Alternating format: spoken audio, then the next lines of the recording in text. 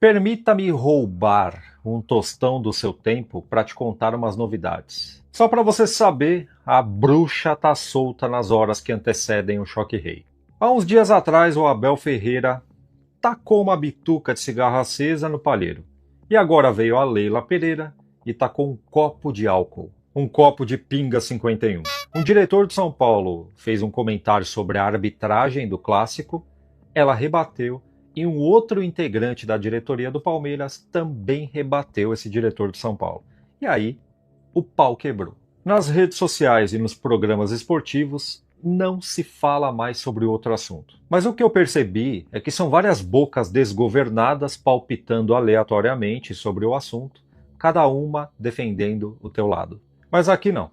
Aqui você verá uma opinião verdadeiramente sem clubismo sobre esse assunto. Como eu sempre falo, antes de tudo deixa o like, clica no poderoso joinha para a plataforma entregar esse conteúdo para mais pessoas. E bem mais importante que isso, aproveita que você já está por aqui e se inscreva no canal porque eu faço muita questão da vossa presença. Renato, mas eu não torço para o São Paulo, não tem problema. Por aqui a gente fala de futebol sem clubismo e tá tudo certo. Dito isso, tivemos aí um alvoroço com os sorteios dos grupos da Libertadores e da Sul-Americana. Eu não fiquei muito emocionado assim, porque infelizmente o meu São Paulo Futebol Clube não está inserido na Libertadores para brilhantar a competição. Mas estamos na Sul-Americana, né? Que alegria, é uma delícia de competição. Não é uma Libertadores, mas é sabor Libertadores. E o São Paulo caiu no grupo C de campeão, na companhia de Boston River do Uruguai, o chileno O'Higgins, que eliminou o Bahia, e do colombiano Milionários. E diga-se de passagem, é o mais difícil dentre os adversários do São Paulo. Agora, na Libertadores, o brasileiro que se lascou foi o Cruzeiro, que caiu no grupo D de difícil, com Boca Júnior, Universidade Católica e Barcelona de Guayaquil. E para variar, o brasileiro que pegou o grupo mais tranquilo foi o Palmeiras, que caiu no grupo F de fácil, com Cerro Porteño, Júnior Barranquilla e Sporting Cristal. O destino tem o costume de sorrir pro Palmeiras com aquela boca escancarada cheia de dentes, né? E quando ri pra nós é aquela boca banguela. Bom que não morde, né? Semana que vem tem um sorteio da Copa do Brasil. E no pote 1 tá São Paulo, Palmeiras, Botafogo, Flamengo, Grêmio, Vasco, Santos, enfim. E no pote 2 tá lá o Vitória, que tá na Série A, Mirassol, Chapecoense, Remo, são os clubes ali da Série A. O restante é tudo Série B pra baixo. E eu tô desconfiando que o São Paulo vai pegar o Mirassol e o Palmeiras vai pegar o tal de Jacuipense. Não duvida que isso aconteça, tá? E na sua opinião, quem o seu clube do coração vai enfrentar nessa Copa do Brasil? Decida aí, hein, meu? Eu tenho certeza que tanto os são paulinos quanto os palmeirenses não aguentam mais esse clima pesado de bordel falido que esse clássico emana, principalmente de uns anos pra cá. O negócio está insuportável, mas é bem evidente que nós, os são paulinos, sofremos muito mais que os palmeirenses, porque o São Paulo geralmente é prejudicado pela arbitragem nos clássicos contra o Palmeiras. Eu estou tão traumatizado em ver o São Paulo sendo prejudicado, ou melhor dizendo, roubado em campo, que teve uma vez que eu sonhei que eu estava correndo de 2 árbitros em uma moto. E o pau já está quebrando antes da bola rolar. E quem deu o primeiro empurrão foi o Abel Ferreira quando falou isso aqui. Se eu sabia que a consequência desse jogo ia ter a consequência que teve, quando 2 ou 3 equipas se uniram contra o Palmeiras, eu preferia ter perdido esse jogo. O nosso adversário ganhou o último jogo por erros crassos de arbitragem. O fato é que ganhou. Temos tido, nesses confrontos, em 2 competições distintas, erros que, não raros, favorecem ao adversário. É por isso que a arbitragem ela tem que permitir que o jogo se resolva no campo. E, infelizmente, isso não tem acontecido. Gostando ou não do Rui Costa, o São Paulino tem que parabenizar a atitude dele. Uns vão dizer que ele não faz mais do que a obrigação, mas faz muito tempo que não aparece alguém da diretoria do São Paulo para defender o clube. E ele está fazendo isso, pela 2ª vez consecutiva. E pela 2ª vez consecutiva, botando os pingos nos is, o Rui Costa acabou de tabela catucando a Leila Pereira. Totalmente desnecessária, completamente desnecessária e coisa antiga, coisa de cartola antigo, que na verdade o que nós tínhamos que prestigiar era o espetáculo. As estrelas sempre são os jogadores. Então colocando uma pressão desnecessária. Eu nunca vou terceirizar a responsabilidade. Se acontece algum erro, como aconteceu em 2022, aquela linha que sumiu, aliás, contra o São Paulo, que ele deveria relembrar isso. No Allianz Parque. No Allianz Parque. Nós conversamos na CBF. Então, é totalmente desnecessário. Acha que isso vai pressionar a arbitragem? E não vai. O árbitro que vai apitar o jogo é extremamente experiente. Ela diz que não gosta de reclamar de arbitragem, mas vai reclamar de ajuda, senhorita Leila. Aí não dá, né, meu? Falou também que não terceiriza a responsabilidade, mas o Abel Ferreira terceiriza, sempre. Agora, o que pegou de tudo isso que ela falou foi em 2022, aquele impedimento, que não sei o quê. Na cabeça deles, o Caleri fez um gol impedido lá no Allianz Parque. Mas em 2023, o Daronco, esse que vai apitar o clássico no final de semana, ele anulou um gol do Caleri. É legítimo. E aquele jogo lá valia a classificação para a semifinal da Copa do Brasil. O Daronco quase eliminou o São Paulo daquela Copa do Brasil. E de lá para cá aconteceram vários outros erros em jogos contra o Palmeiras que prejudicaram o São Paulo. E ninguém faz nada. Agora, quando aparece um diretor de São Paulo que resolve jogar tudo no ventilador porque ninguém aguenta, começa a alfinetar o cara. Mas é o seguinte, dessa vez não foi só a Leila Pereira que apareceu para refutar o Rui Costa, que estava gozando do seu direito de se expressar. Porque eu acho que ainda temos o direito de se expressar nesse país, né? A tal da liberdade de expressão vale ainda? Eu estou desatualizado aqui. Muito bem, mas dessa vez a Leila Pereira não veio sozinha, como eu falei. Apareceu também o Anderson Barros, o diretor do Palmeiras. O São Paulo demonstra a sua forma de agir, que vem de tantos e tantos anos, extremamente oportunista e extremamente irresponsável, quando você traz para um clássico uma responsabilidade muito grande para uma única pessoa. O Palmeiras repudia de qualquer forma, com todas as suas forças, esse tipo de postura. Precisamos acabar com isso. Se criticar a arbitragem é um erro, seria interessante o senhor Anderson Barros, em vez de apontar o que para ele é um erro dos outros, começar a dar exemplo. Eu vou dar uma sugestão aqui.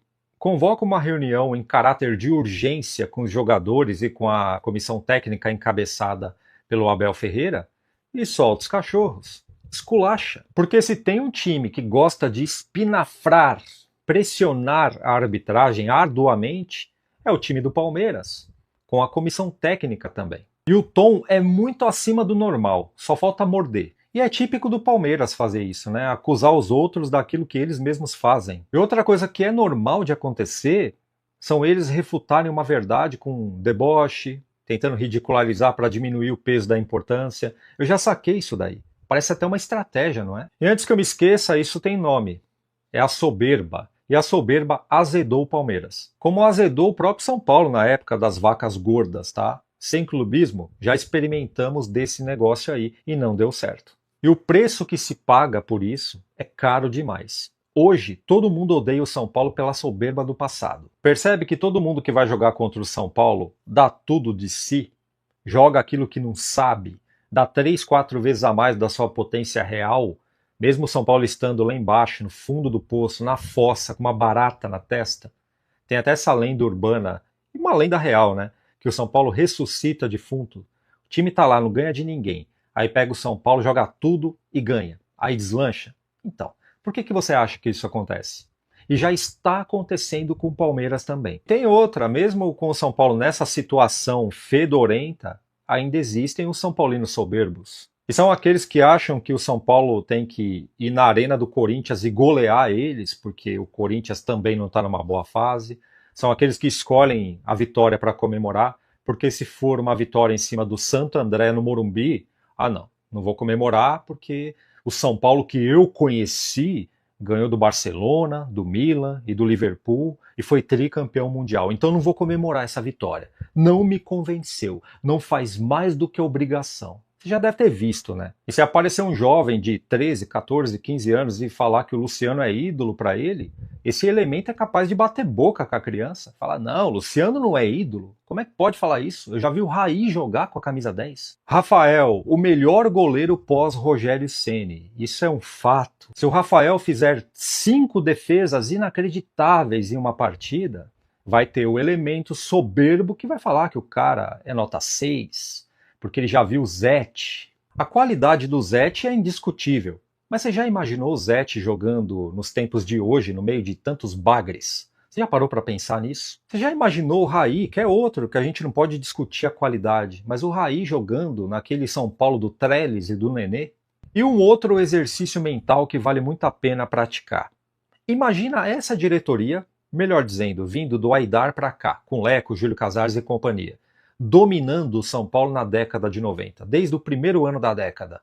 Será que o São Paulo ia ser bicampeão da Libertadores e bicampeão mundial? Será que o São Paulo ia ter aquele poderio financeiro todo com esse pessoal ali? É muito importante lembrar, principalmente para essa molecada, que na construção do Morumbi o São Paulo ficou 13 anos sem conquistar um mísero título. Tinha jogadores bons, tinha, muito melhores do que os de hoje, concordo. Só que, você já imaginou se existisse redes sociais naquela época? Será que ia sobrar alguém? Porque não basta ter jogadores bons, praticar um bom futebol se não ganhar títulos.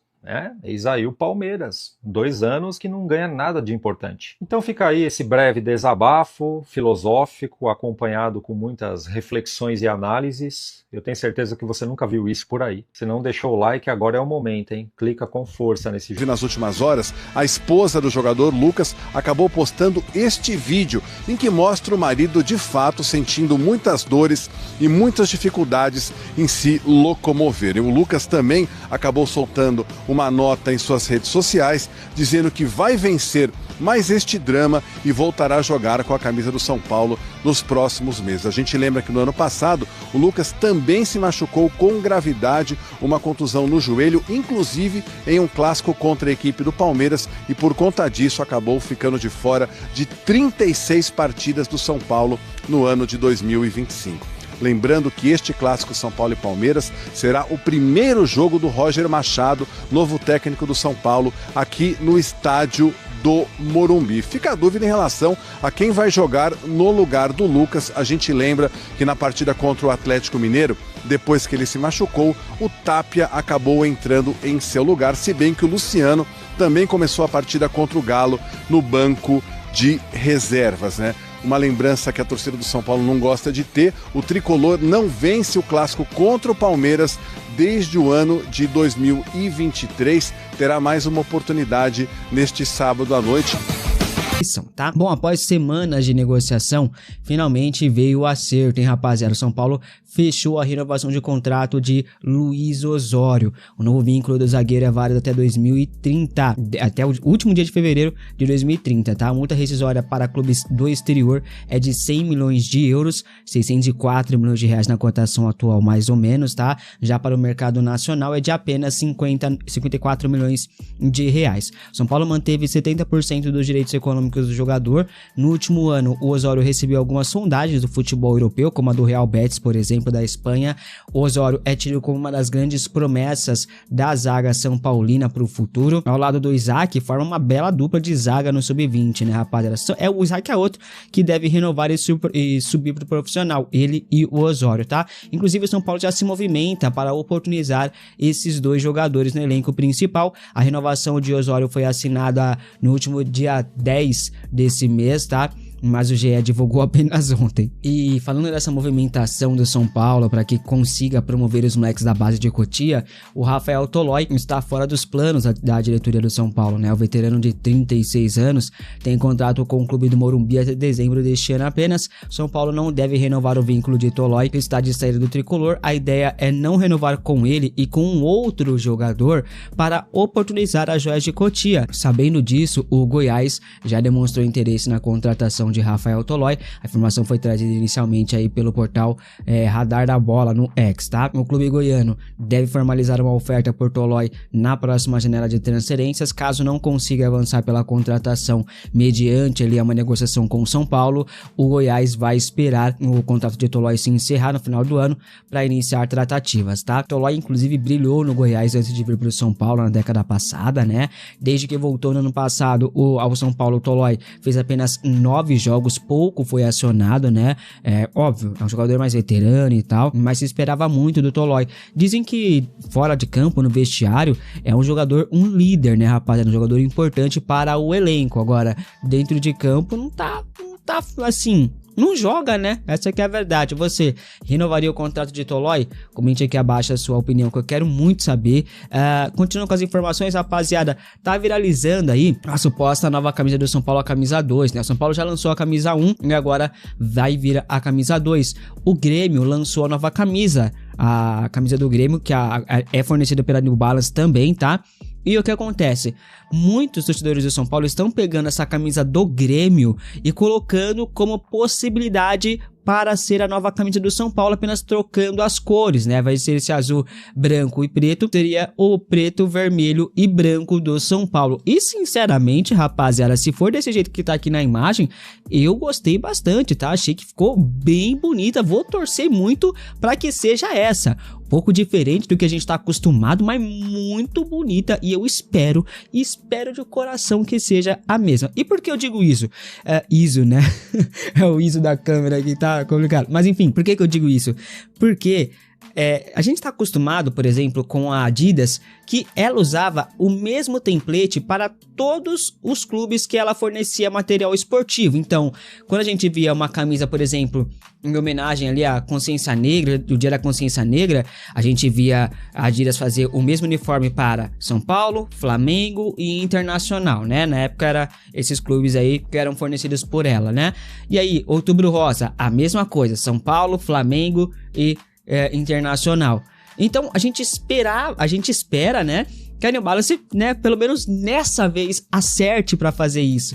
A New Balance não é muito de copiar, até porque ela não tem muitos clubes que ela fornece, né? Só o São Paulo, era o Bragantino, mas aí o São Paulo fechou com a New Balance, aí o Bragantino deixou e agora é o Grêmio. Será que eles vão manter o mesmo template do Grêmio para a nova camisa do São Paulo? Essa é uma questão aí a se pensar e eu espero que mantenha, porque de verdade eu achei muito bonito. Se for mesmo, eu vou comprar assim, mas na hora. A camisa nova branca eu não comprei ainda, mas se for essa listrada aí, eu vou comprar, mas vou comprar na hora porque eu achei espetacular. Fechou, rapaziada? Bom, continuando com as informações, eu vou dar uma pausa nas informações, na verdade, e vou só dar uma opinião aqui em relação ao Palmeiras, tá? Amanhã tem clássico Choque Rei no Morumbi, 9 horas da noite, pá. O jogo vai ser na Premier. Já foram vendidos mais de 43 mil ingressos de forma antecipada. Morumbi vai ter casa cheia e a gente espera uma vitória, né? Só que o Palmeiras já começou esse clássico no domingo passado. O Abel Ferreira vem de 2 entrevistas coletivas onde ele cita propositalmente o lance em que o Tapia sofreu pênalti ali no Morumbi no ano passado e o juiz não marcou o pênalti. E o Abel Ferreira, o modus operandi dele, está falando disso há 2 coletivas seguidas. Não tem nada a ver com o São Paulo, ele venceu, ele é líder, ele tá falando de São Paulo. E aí o que acontece? O Rui Costa foi responder esse comentário da Abel Ferreira. E agora os palmeirenses estão invertendo toda a situação e colocando o São Paulo como se fosse o chorão da história. Mas não é isso. O Rui Costa só respondeu porque o Abel Ferreira tava falando. Aí vem o diretor do Palmeiras, um canalha. Esse Anderson Barros é um canalha, tá? É um vagabundo. Vem querer falar que essa fala é oportunista, é irresponsável. Você é um vagabundo. Por quê? Porque o seu treinador tá falando aí de arbitragem faz 2 coletivas seguidas e você não falou bosta nenhuma pra ele. Agora você quer vir fazer média com a torcida do Palmeiras? Pelo amor de Deus, né? E a torcida do Palmeiras cai nesse conto, nessa narrativa. Eles criam algo e acreditam na maior mentira do mundo, na mentira lavada. Aí vem a Leila também querer falar. Ela falou assim que, estamos a 11 jogos invicto, será que tudo foi arbitragem? Foi! A maioria foi. Eu posso garantir que pelo menos 80% desses jogos foi com questão de arbitragem. Então, cara, é impressionante como as pessoas em prol do clubismo exacerbado, elas mentem na cara dura pro próprio público. E não estão nem aí em mentir. E eu tô falando isso de influenciadores palmeirenses que estão mentindo de cara lavada e não estão nem aí. Eles não receberam o apelido de porco à toa. Mas é isso. Bom, Marcos Leonardo voltou a ser pauta aí na mídia para o São Paulo. O atacante hoje é reserva do Karim Benzema lá no Al Hilal. E segundo o jornalista Rafael Reis do All Sport, Marcos Leonardo pode voltar à pauta no futebol brasileiro. O jornalista disse o seguinte em sua coluna no UOL, abre aspas, Marcos Leonardo tem tudo para receber uma série de sondagens e propostas de clubes brasileiros na próxima janela de transferências e com possibilidades bem mais concretas de um final feliz, fecha aspas. Olha só, dizendo que pode acontecer, hein, rapaziada. O atacante tem contrato com o clube árabe até junho de 2029. O Al Hilal está disposto a emprestar o Marcos Leonardo na próxima janela de transferências mediante o pagamento de 1 milhão de euros, 6 milhões de reais mais ou menos. Flamengo e São Paulo demonstraram interesse no atacante recentemente, brigaram pela contratação, inclusive o Marcos Leonardo recusou o Flamengo justamente porque estava praticamente acertado com o São Paulo. O problema é que o Al Hilal deu para trás aí no meio do caminho, né, e acabou que o negócio melou. O São Paulo mantém Marcos Leonardo em seu radar, mas ainda não se movimentou pela vinda do atacante, tá? O pai de Marcos Leonardo, na época que o São Paulo estava negociando, tá? Chegou aí no CT da Barra Funda, ficou emocionado da possibilidade de ver o filho jogando no seu clube do coração, né? Mas sinceramente, cara, eu acho bem difícil aí do São Paulo voltar a tentar a contratação de Marcos Leonardo, né? Ainda mais por conta da questão da economia que o Marcílio está implementando no São Paulo e pá. Se bem que 1 milhão de euros também não é lá essas coisas assim, ainda mais para um jogador do nível do Marcos Leonardo, dá para você investir, não seria um gasto, né? Seria um investimento. Só que o que eu acho que deve acontecer? O Flamengo investir pesado no Marcos Leonardo. É o que eu acho que vai acontecer. Se vai fechar ou não é outra história, mas eu acho que o Flamengo vai investir pesado no Marcos Leonardo. Eles querem o Caleri, mas podem só ter soltado essa questão do Caleri como uma cortina de fumaça para despistar todo mundo e fechar com o Marcos Leonardo. Minha visão. Você tentaria a contratação de Marcos Leonardo no São Paulo? Comente aqui abaixo a sua opinião. Hoje o São Paulo conta aí com o Caleri e André Silva recuperados pro ataque. Ian Francisco está voltando, né? E tem o Luciano aí também que pode fazer a função. Valeria a pena trazer o Marcos Leonardo aí? Comente aqui abaixo, tamo junto, forte abraço. De camisa no futebol sul-americano. O adversário que de fato vai brigar pela primeira posição, com certeza, do grupo C da Sul-Americana. Pois é, um grupo, digamos assim, não é o da morte, é um grupo bem balanceado, tem equipes que tem mais tradição, como o Milionários da Colômbia. Você tem o Boston River, que é uma incógnita, acho que para a grande maioria, e o O'Higgins, que talvez a gente tenha uma memória mais recente pela eliminação do Bahia, né, na semana passada. Então, assim, em termos de logística de viagem, Colômbia, mas Colômbia também... Só uma observação, até só para te cortar a cena, o Gabriel acabou de publicar, o Milionários joga na altitude de Bogotá, no El Campín. 2.600 metros, já é uma altitude que pega um pouco, pode ser um pouco difícil para o São Paulo. Mas de resto, Boston River e o Higgins, a viagem facilita, né, Senna? Exato.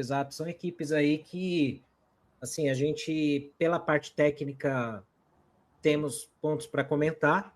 Na logística, então, Bogotá tem fácil acesso, né, por voos diretos. Tem a altitude, que é um problema lá. O Boston River está aqui do lado, no Uruguai também, é um pouquinho mais longe que o Rio Grande do Sul, então não fica tão difícil. E o O'Higgins do Chile talvez é o mais complicado de logística, porque é quase a mesma distância da Colômbia, né? Mas são viagens um pouco mais chatas aí e tal, que eu penso no geral, né? Para o torcedor também que queira ir, né?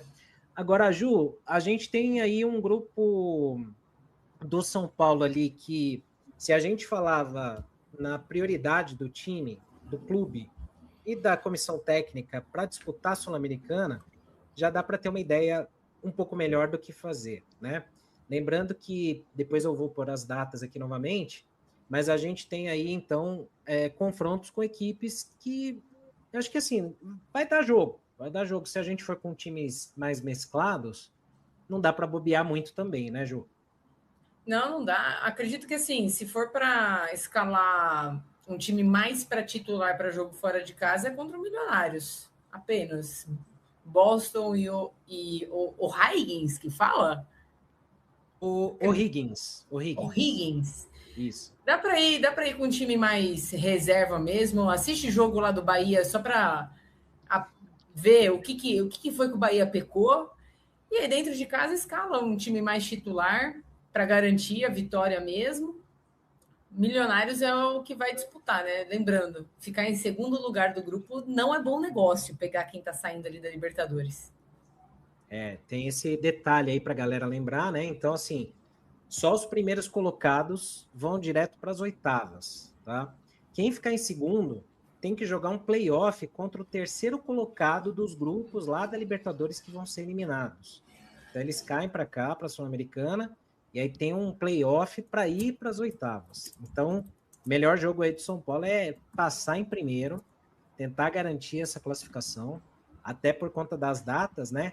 E aí vale colocar aqui, enquanto eu vou acertar uma outra arte aqui, só para colocar para a galera aqui na tela, as datas, né, da Sul-Americana. E aí, o Felipe, eu queria ouvir sua opinião também.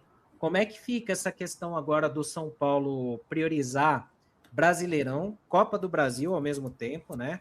E a Sul-Americana, sendo que você não tem um grupo tão baba e é um torneio que vamos dizer que é viável para o São Paulo tentar ser campeão, né? Acho que dá. Como é que faz a logística disso agora, hein, na sua visão? Olha, Senna, para mim, o Roger até falou, se não me engano, na primeira ou segunda coletiva dele, que ele vai jogo a jogo, né? Ele vai definindo essas questões jogo a jogo. É um problema basicamente diz que é um problema para o Roger do futuro, a questão da montagem de elenco e rotação disso. Eu daria foco em Copa do Brasil e Campeonato Brasileiro.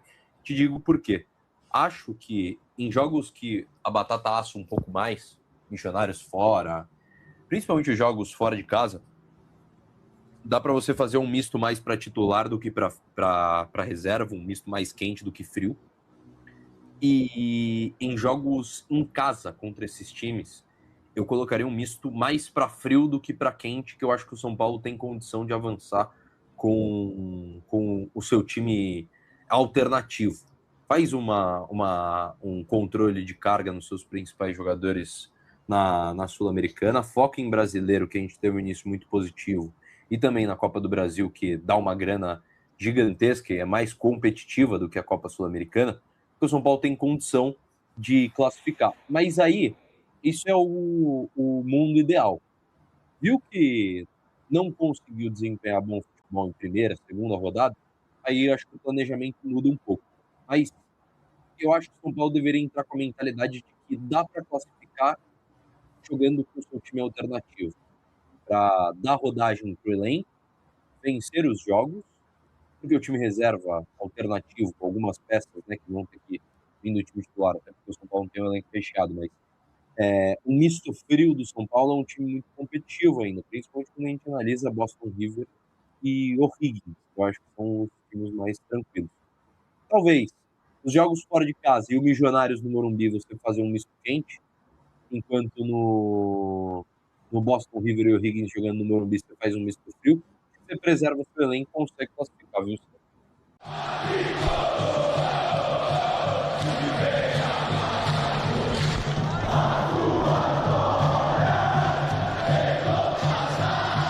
Um atleta titular absoluto no sistema tático de Roger Machado vem sendo sondado por gigantes clubes da Inglaterra. O São Paulo por si tenta se resguardar de uma possível oferta, mas não descartará nenhum negócio nos bastidores caso o valor venha agradar a diretoria do clube. Endividado, o clube quer realizar novas vendas para equilibrar as finanças. Desta maneira, um atleta estrangeiro que vem se destacando nas últimas temporadas chamou a atenção de vez do futebol europeu. Trata-se de Damian Bobadilla, jovem atleta paraguaio e que está na mira simplesmente de Pep Guardiola, técnico do Manchester City. Além do City, o Brighton, outro time inglês, também tem interesse no jogador. O valor de mercado de Damian Bobadilla é aproximado de 73 milhões de reais. Além dos fatos, o portal inglês Sport Witness informou: o Brentford é uma das novas equipes interessadas na contratação do jogador durante o verão europeu. Ainda segundo o portal, algumas equipes entraram em contato com a diretoria do SPFC. O intuito foi para entender as condições de uma possível negociação pelo volante. Segundo o portal RTI Sport, o São Paulo fez uma nova sondagem pelo volante Casemiro, que não deve permanecer no Manchester United. Hoje seu futuro ainda é incerto. O ídolo Rafinha, atual coordenador do Soberano, foi quem procurou o jogador. No entanto, Casemiro deixou bem claro nas conversas que a sua vontade é de seguir atuando no futebol europeu. Nas últimas semanas, o nome do medalhão também foi ventilado no Palmeiras. Porém, a possibilidade de uma renovação com o United vem ganhando mais força e não está descartada. Pausa de 5 segundos para pedir a sua ajuda ao nosso canal com o seu like e se inscrever se ainda não for um inscrito.